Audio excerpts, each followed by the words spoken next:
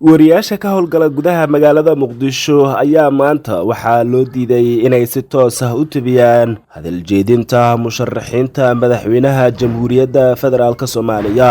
wariyaasha ayaa saakay waxaa la geeyay xarunta Avizioni waxaana lagu amray in si toos ah ay ugu tabiyaan doorashada dhalo la dhigay goob bannaan ah. qaar ka mid ah wariyaasha ayaa waxa ay ka hadleen arrintan iyaga oo baaq u diray gudoomiyaha cusub ee golaha shacabka beesha caalamka iyo musharaxiinta.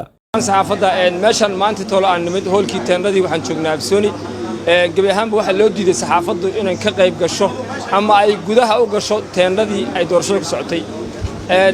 saaka xilli hore aan nimid ilaa ay hadda nolo diiday waxa go'aankaas qaaday oo diiday saxaafaddu u diiday guddiga doorashada loo xil saaray inay tabiyaan heshiiskii 17 Sebtembar waxay ku jirtay saxaafaddu inay qayb ka noqoto wixii ka dhacay doorasho oo dalka isla markaana ay tabiso si sax ah u tabiso in meeshaas cadaalad ay u dhacday in kale.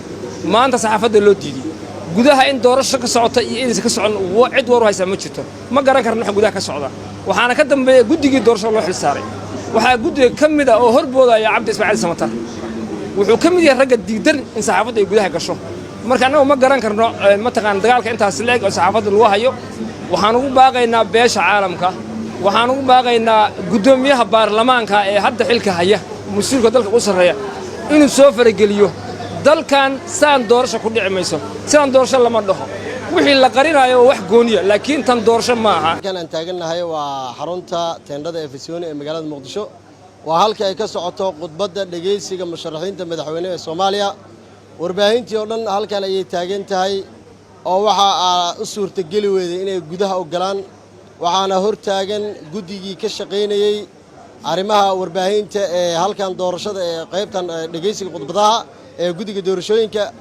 waxaan halkan u taagannahay in ay hoolkan waxa ka socda ee saheen wax ay warbaahinta goobjoog u tahay.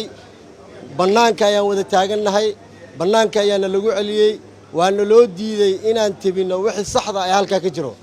muuqaalada aad arkaysaan waxaa goobta ah meel ebra macnaa saasay u muuqata in wariyaasha lagu caburinayo. Mukhtaar Cabdi Aadan, Ariel TV, Muqdisho.